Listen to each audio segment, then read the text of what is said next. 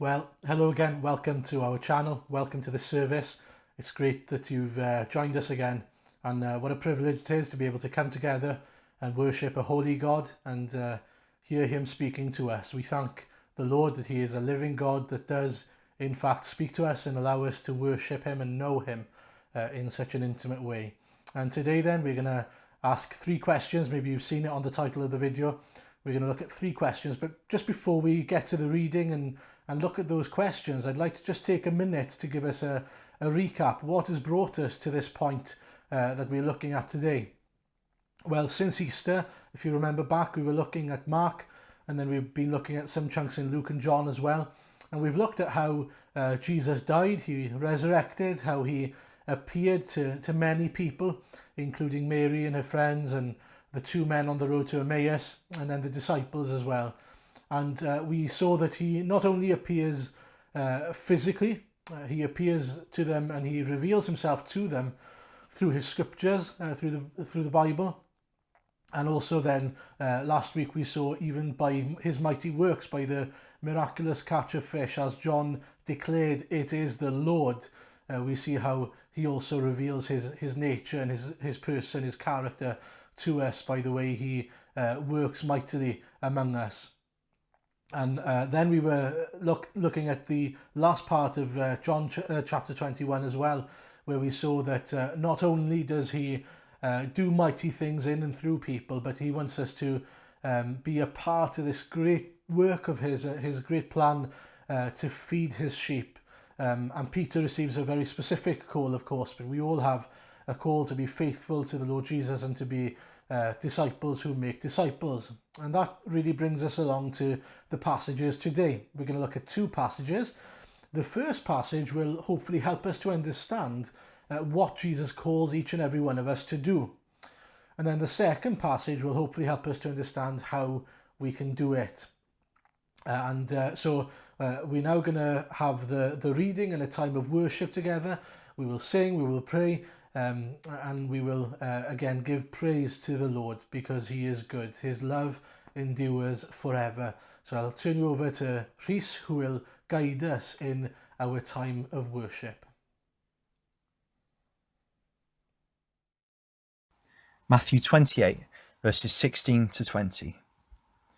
Then the 11 disciples went to Galilee, to the mountain where Jesus had told them to go. When they saw him, they worshipped him, but some doubted. Then Jesus came to them and said, "All authority in heaven and on earth has been given to me. Therefore go and make disciples of all nations, baptizing them in the name of the Father and of the Son and of the Holy Spirit, and teaching them to obey everything I have commanded you. And surely I am with you always, to the very end of the age." And Acts 1, verses 6 to 11.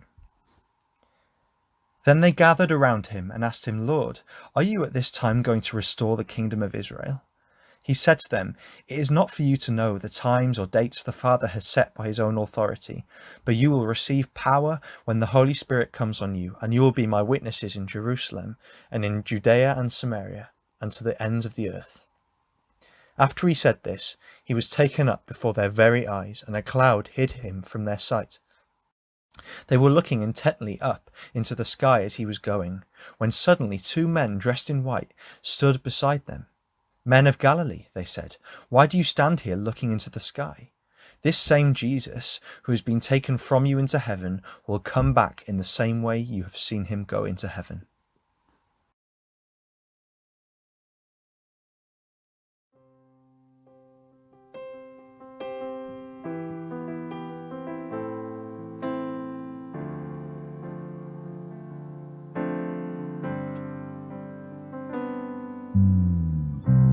Be still for the presence of the Lord, the Holy One is here. Come bow before him now with reverence and fear. In him no sin is found. We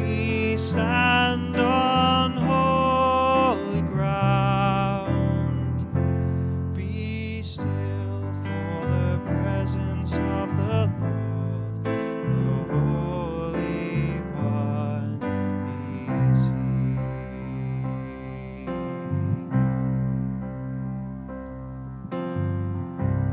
Be still for the glory of the Lord is shining all around.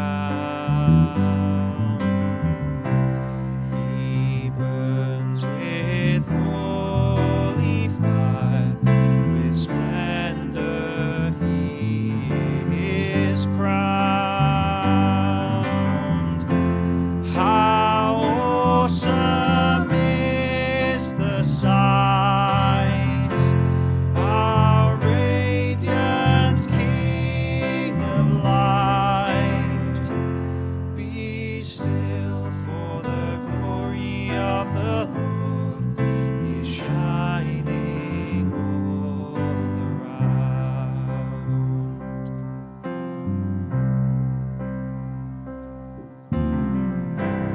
Be still for the power of the Lord is moving in this place.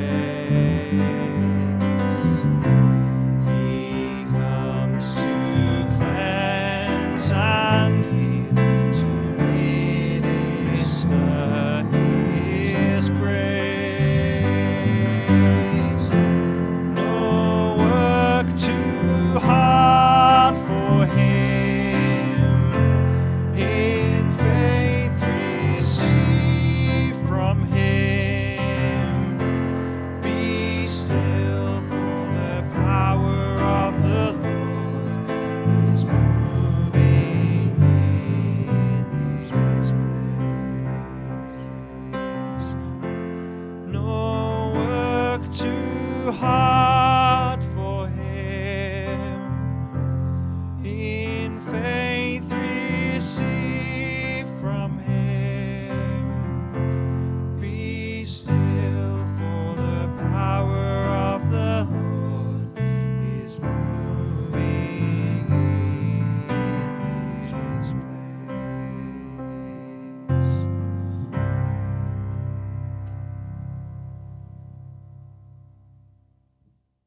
Father, thank you for the truth in this song, in these words. Father, you are a powerful God, a glorious God, a holy God. And Father, thank you that despite your perfection, your holiness, and despite the fact that we are people that fall short so often, thank you that you welcome us with open arms. Thank you that you invite us into your presence to have a relationship with you. And Lord, we can never deserve that. But thank you that your love for us is so vast. And Father God, thank you that in your presence, in your hands, that's the safest place we can be in a time full of questions, in a time that might be so difficult. Thank you that you are sovereign, that you are for us, and Father, that your love for us is so steadfast, so everlasting. And so, Lord, we present this time to you now. We pray that you be speaking to us through your word, which is alive, which is powerful, and Lord, that you'd be shaping our hearts and shaping us to who you want us to be. Thank you, Father. Amen.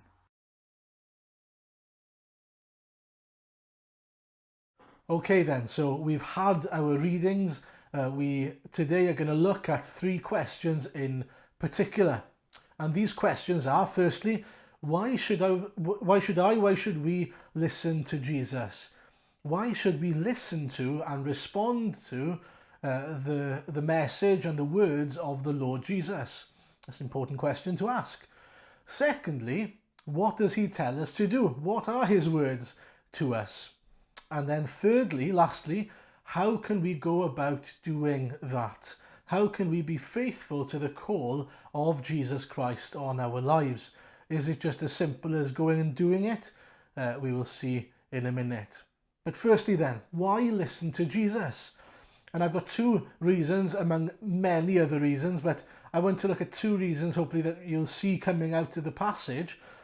And I remember back when I was younger, if my parents gave me an order and I questioned that order, asking, why should I do that? I didn't always get an answer, a particular answer, a particular reason. I'd often get the answer, because I say so. And as we read the Great Commission, one of the first questions you might ask is, well, why listen to Jesus? Why should we listen to what he says? Why should we do it? And there's a reason that he's able to say, this is what we should do. And he tells us that it's because he has been given all authority. And just like my parents would tell us, because I tell you so, we are to listen to the Lord Jesus because he tells us. It's not just because he tells us, but because who's telling us. The reason why I had to accept the answer, because I tell you, because I'm the one that's telling you, is not because he's telling me, but he's the one who's telling me. Because he's my father, because he has authority over me as his child. He doesn't even have to give me a reason. It is good enough that as his child, I need to obey my father. In the same way, then, the Lord Jesus is God over us, and he has authority over us. I don't know if you've seen films where someone who's quite influential, they think, or they're quite popular, come along and someone doesn't recognise them, and they ask the question, do you know who I am? And you know, that's a great question for us to ask with regards to the Lord Jesus. Do you know who he is? Do you realise who he is? Not only do you know him, but do you realise who he is? In Colossians 1, verses 15 onwards, this is what we hear about the Lord Jesus. This is who the Lord Jesus is. The Son is the image of the invisible God, the firstborn over all creation. For in him all things were created, things in heaven and on earth, visible and invisible, whether thrones or powers or rulers or authorities. All things have been created through him and for him. He is before all things, and in him all things hold together. And he is the head of the body, the church. He is the beginning and the firstborn from among the dead, so that in everything he might have all the supremacy.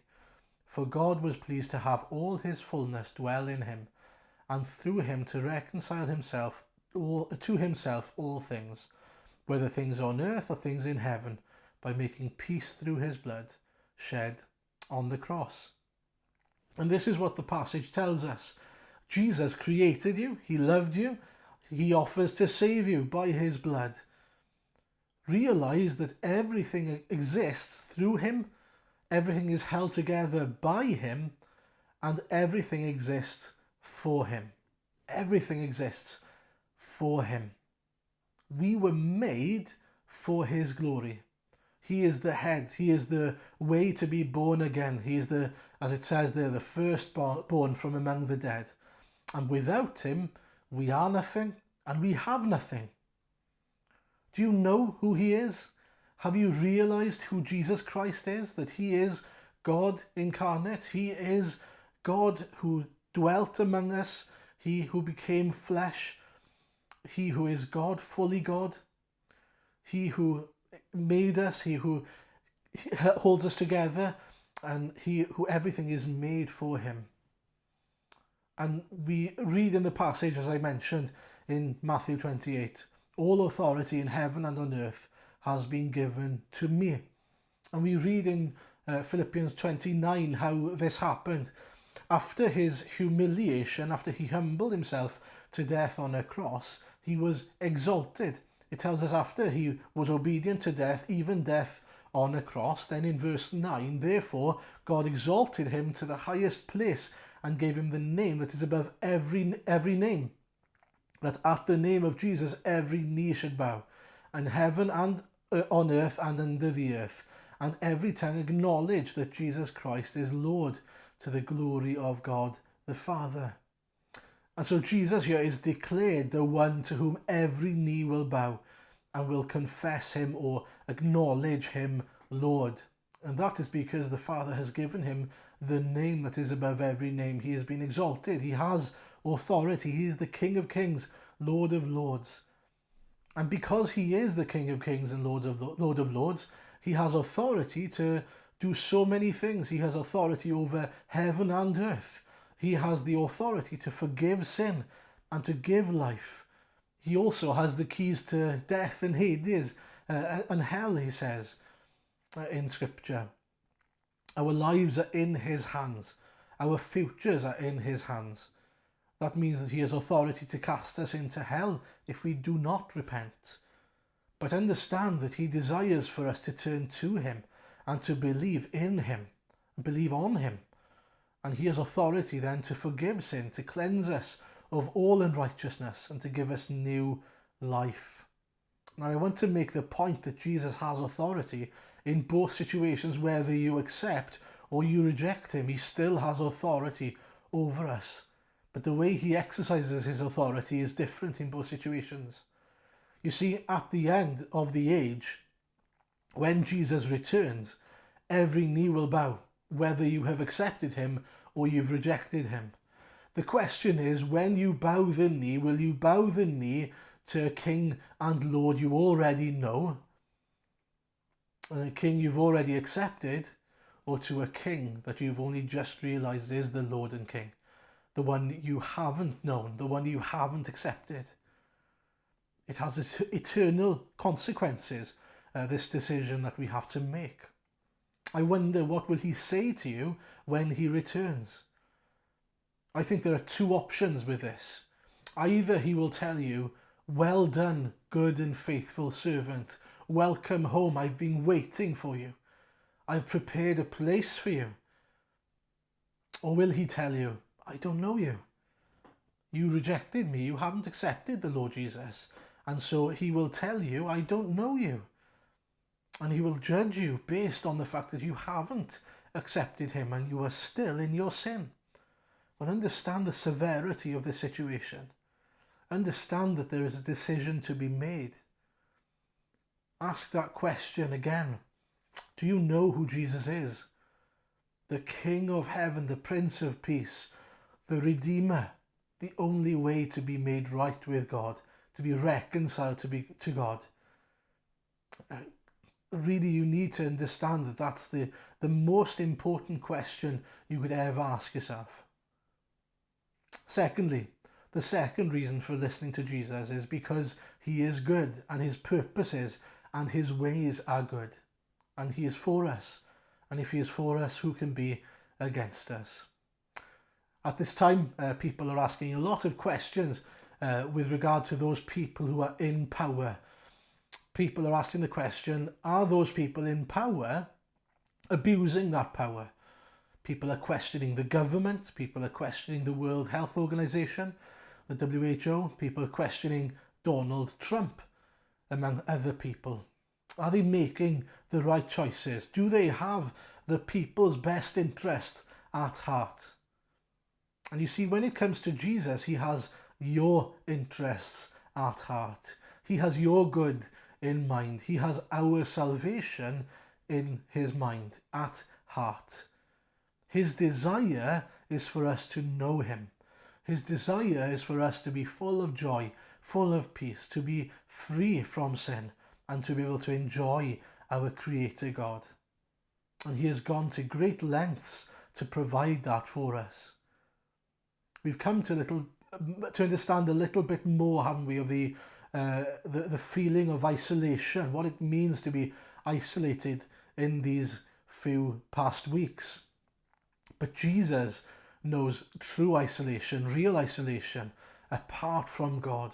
He was willing to be separated from his Father on the cross so that we might not be separated from him ever again, so that we can know him forever, that we would never be alone apart from God.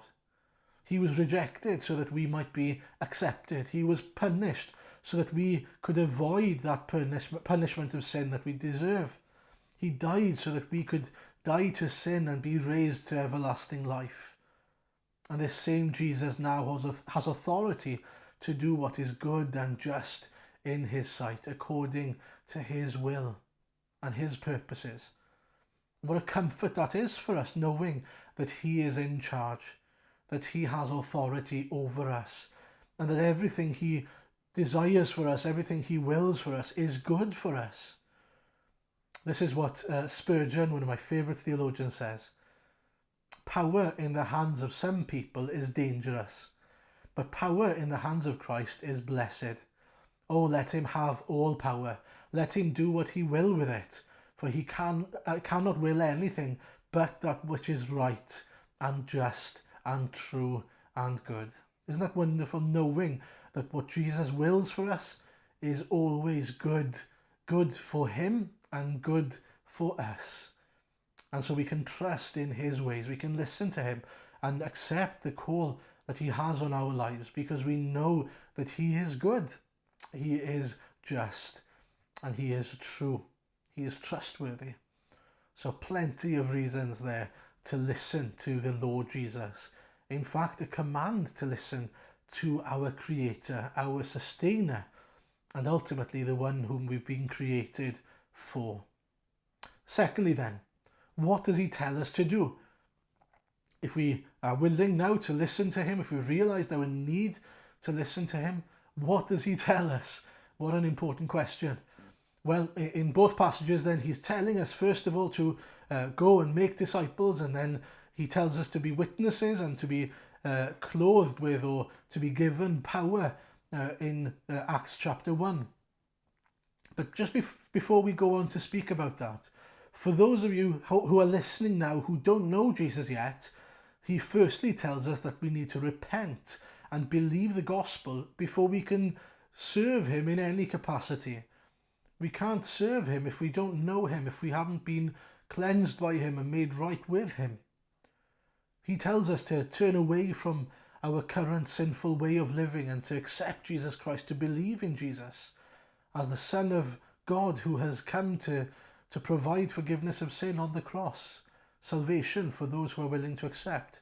Have you sought forgiveness? Have you turned to Jesus and asked him to forgive your sins? Have you trusted in him for your salvation? And I want us all to consider whether we've done that. That's the first thing you've got to do. You've got to realise who he is, as we've just heard. But in the passages that we're looking at today, he's specifically talking to his followers, those who already know him and believe in him, trust in him. And so the command is to go. Go, therefore, he says. There is a work to be done if he tells us to go. That's the first thing. I've heard many people saying that the gospel starts at home, and I understand what they mean, but I don't think that's quite what Jesus is saying here. I don't disagree with the point that you start where you are, but think about it. In Acts chapter 1, the angels tell the disciples that they call the disciples men of Galilee, and yet Jesus tells them to begin at Jerusalem. So they're not starting at home, they're starting in Jerusalem.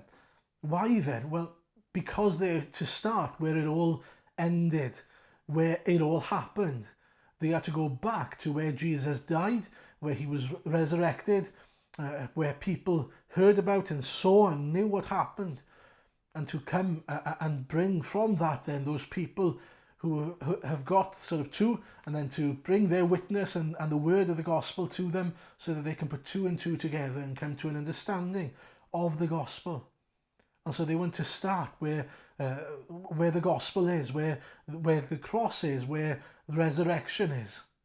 And to some degree, that's where we start. We start wherever God has opened our eyes, and we work our way from there. And so we start with our experience of Christ, the gospel at work in us. That's our witness.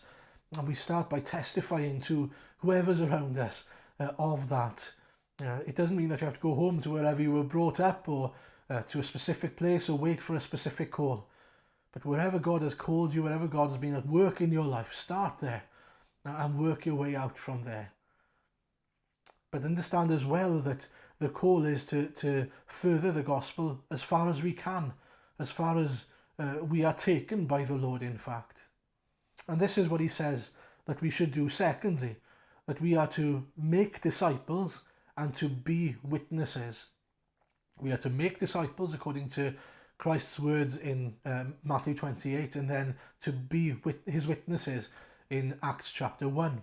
And what an interesting way of explaining to us what we are called to do. Why not say that we are to make Christians or to convert people? Well, the reason for that is because that's not our job at all. That's not what we're here for. We are not here to make Christians. That is God's work by his Spirit.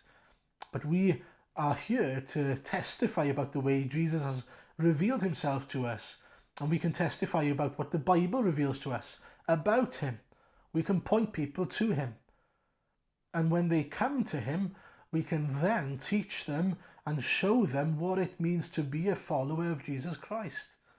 And so making disciples is a process involving the church, involving God's people.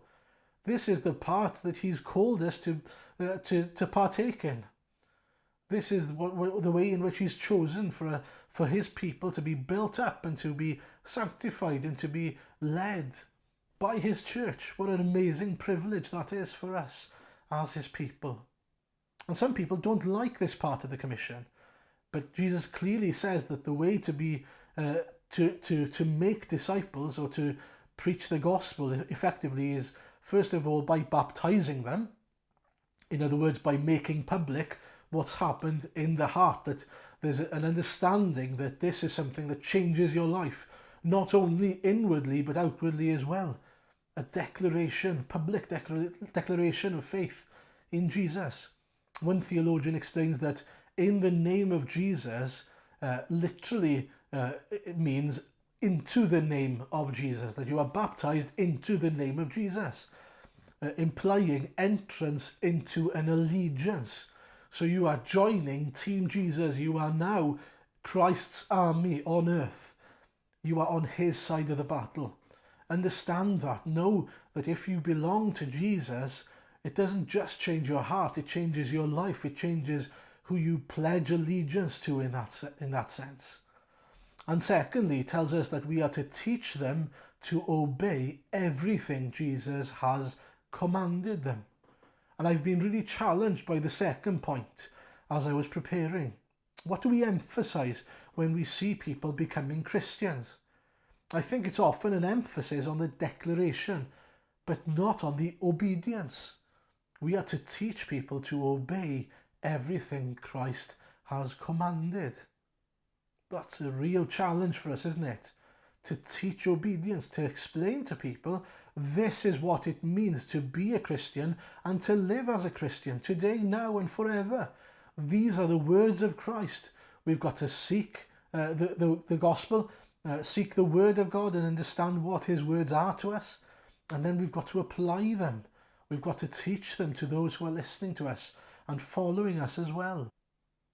Too many people are saved with expectations that they will exceed in everything in life, on earth, and never face hardships and trials because they're Christians now.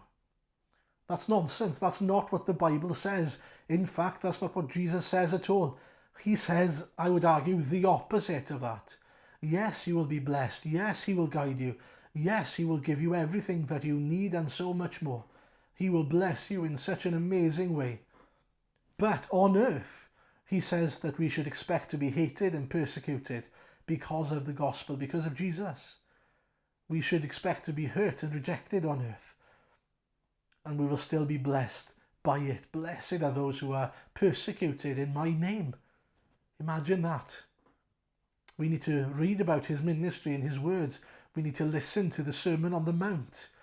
We need to know what he says in his life during the Gospels then, the time of the Gospels. And as we read them, we need to apply it and understand how he demands that we live and commands that we live. We can't just pick and choose how we ought to live and what Jesus is telling us and what he has commanded us to do. I remember when I was younger, what a thrill it was to go to Woolworths on a Saturday every now and again and get a pick and mix. I know you can still get pick and mix, but it doesn't seem to be the same anymore. Whether that's because I'm older or because there isn't Woolworths anymore, I don't know. But it was wonderful to go to Woolworths every now and again and get to choose from that massive island of pick and mix, if you remember. Maybe I had a few too many. But we can't turn to Jesus and say, well, I like the idea of forgiveness. I'll pick that. I like the heaven bit. I like the idea that God is always there for me, and so I can pray to him. He's always sort of accessible there. I'll pick that as well. But I don't quite like the look of Submitting to him, I don't like that bit.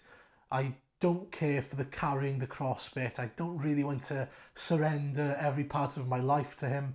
I definitely don't want the persecution and the rejection of other people just because Jesus is my Lord and Saviour. So I'll pick some and I'll reject the others. That's not how it works. If we come to Jesus, we come to Jesus on his terms, not on ours. We accept him as our Lord and Saviour. Not just one who offers forgiveness, but offers that we come and take the yoke and submit to him. Submit fully to him as our Lord and Saviour, living under his lordship. And the question there is then, have you come under his lordship? Have you surrendered truly to him? Do you understand what it means to be a part of his kingdom? There comes a time in every teenager's life when they start questioning their parents' motives and the rules that the parents set out, and they start asking questions like, why can't I do this? Why can't I stay up beyond a certain time? Or why can't I go out with my friends late at night? And the answer for me usually was, well, it's my house, my rules. And that's fair enough, because I live under their rules, under their home. It's their house. I am their child. And in the same way then, we need to submit to the Lord Jesus, understanding this is his house. We are children of his kingdom. But the great thing about it is, as we heard before, that everything he does for us is for our good. He is a good and just God. He is a good and just King. And so what he desires for us, what he's designed for us, what he has planned for us, is good for us. As it says in Romans 8:28, that all things have been are for the good of those who have been called by him. And so everything Christ calls us to do is for our good, not because he hates us, but we need for him to be in charge of us. I think looking back at my own life, looking at the times where I've had to suffer, or I've suffered in different ways, God has taught me things about myself, about my need, about my weaknesses, and he's also blessed me or used me to bring good out of a bad situation, and even to bless other people during those difficult times, during times of suffering, during times of rejection, during times that are really hard and not enjoyable. And at the time I would have been questioning, well, what good could come from this? But looking back, I can see how God has used it for my own good, but also for the good of others. And so we need to trust in him, in his ways. And so we are called to go, to make disciples and to be witnesses, and to teach them everything that Jesus has commanded us. And if I was to say, well, there we are, great, I hope you've enjoyed today, goodbye there, I think I'd be leaving you and doing a disservice to the gospel, because you'd be going thinking, how on earth can we do that? We are so prone to falling short, to being selfish, to not being able to cope with the expectation, the pressure and the workload that the Lord Jesus has just set on us, to teach everything that he's ever commanded to those around us, and to guide them and to be witnesses of them. But we come to the third question. How can we do what he has called us to do?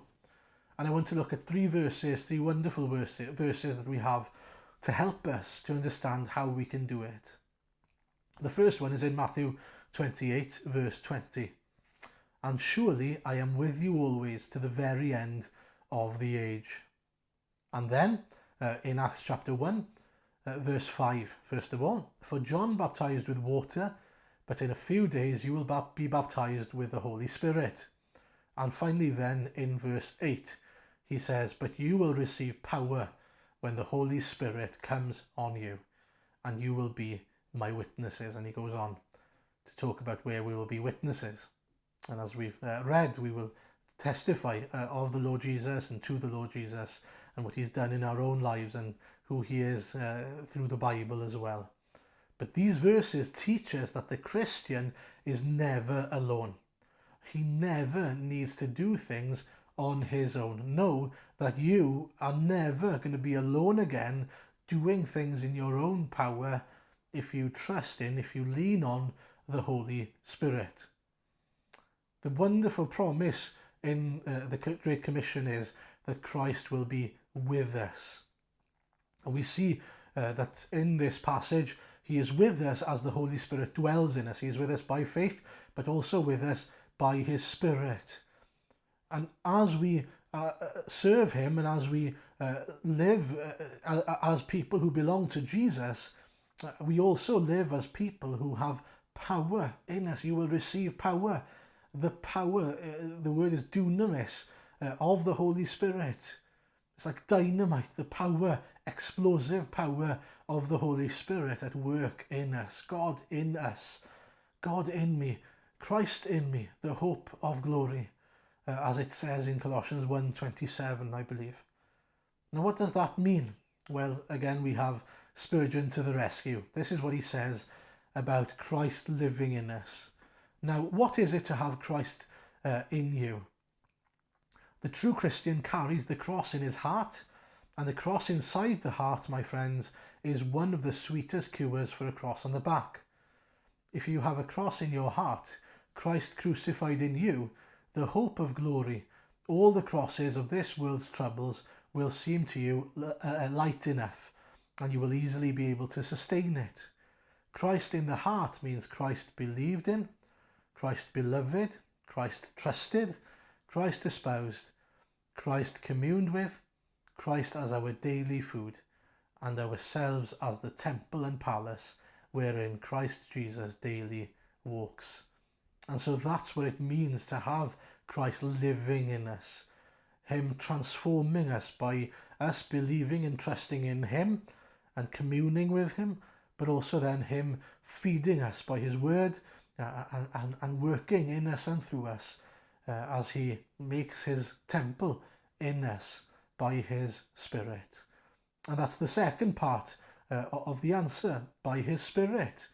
How can we do this? Well, by the Spirit that works in us and through us. And the important thing to understand here is, first of all, it is a gift. He is a gift. The Spirit is a gift given to us. The person of the Holy Spirit, God the Spirit, dwelling and at work in us. This Spirit enables us to be witnesses to the Lord Jesus in our lives. It's important that we understand that there in verse 8. It says that we will receive power and we will be his witnesses. You understand that? He says that we will not be witnesses and then receive power, but we will receive power in order to be his witnesses. What was different about Peter before the cross and resurrection and then after receiving the Spirit? Well, it was clear that he was able to be a witness to the Lord Jesus, to the person and the work of the Lord Jesus, to the gospel of the Lord Jesus. That's all not down to Peter, but down to the Lord. Now, the important thing that we've got to understand here is that this is Jesus at work in us by his Spirit. This isn't us doing things in our strength, in our power. Are you trying to live life in your own strength, in your own way? Or are you turning to the Lord, turning to the Spirit and asking him, praying, Holy Spirit, empower me. Holy Spirit, guide me. Lord, take away anything that is of me. Let me decrease so that you can increase in my life. Lord, guide me. Lord, strengthen me. Lord, enable me to live a life that is holy and empowered by you. Not only does he empower us to live a life that he wants us to live and calls us to live, but also to be witnesses for the sake of others. And that's a wonderful thing, knowing that not only the Holy Spirit is at work in us, but also through us, and that extends to others around us. And so, to finish, how can we respond today?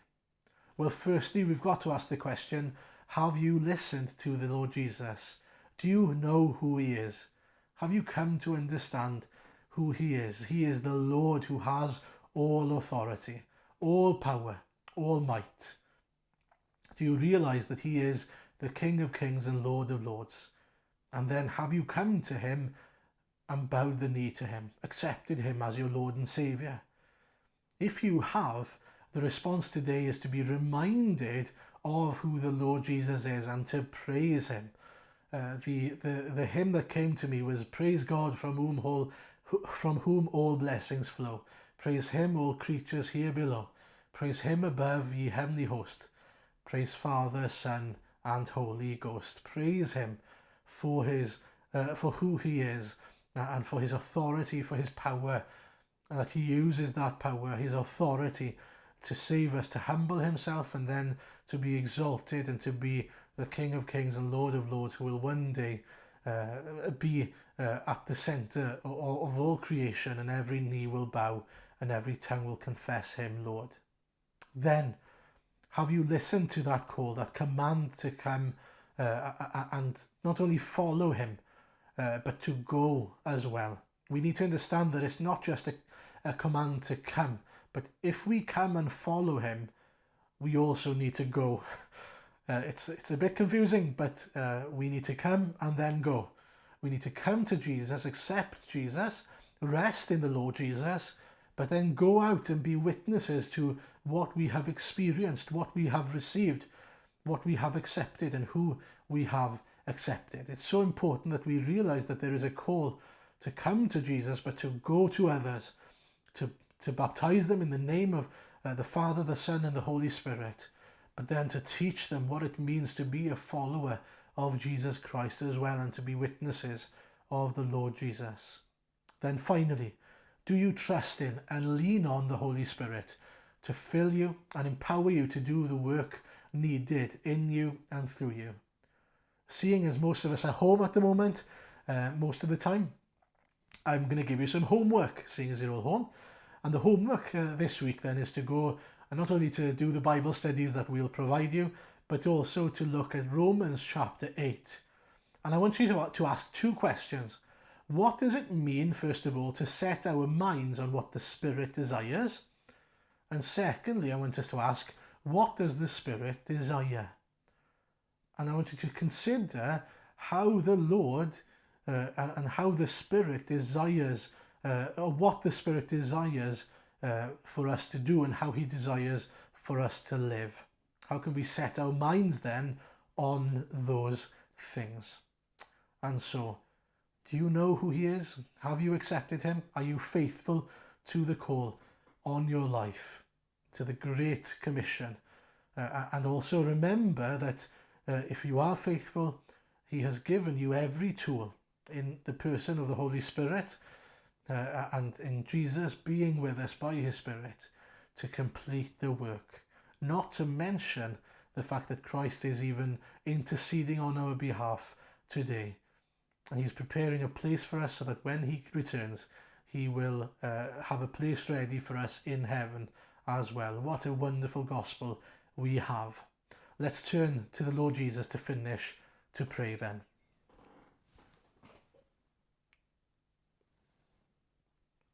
Lord, thank you that you call us, not reject us. Thank you that you are Almighty God, and that you have all authority. We thank you that you use that authority to call us to know you, to know your love, to experience your love for us and your grace towards us, and to be faithful disciples who make disciples, to be witnesses of yours. Lord, help us to serve you faithfully, to spend time in communion with you, knowing you, trusting in you, and leaning on your Spirit to do the work. Holy Spirit, show us what you desire. Teach us obedience. Help us and strengthen us in our weaknesses. Fill us again, we pray. We pray that you will make us a disciple-making nation for your glory and praise. Amen. Well, thank you for joining us again. We're going to sing to worship the Lord Jesus, who is so beautiful. His name is beautiful, his person is beautiful, and we will worship him as we finish today.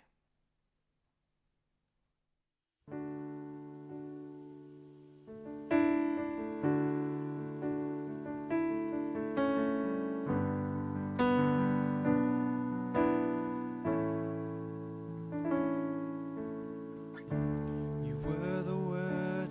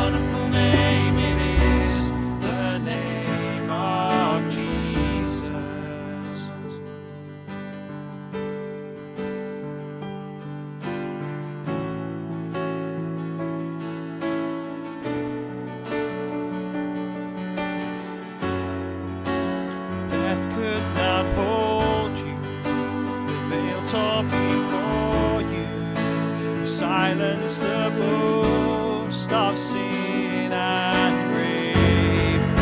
The heavens are roaring, praise of your glory, for you are raised to life again.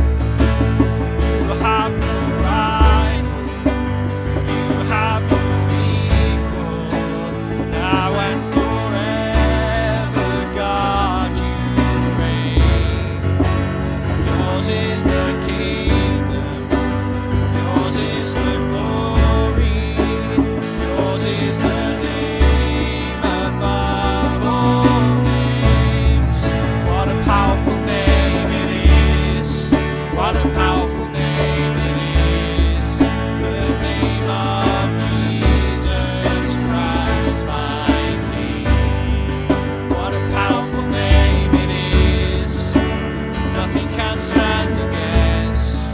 What a powerful name it is, the name of Jesus.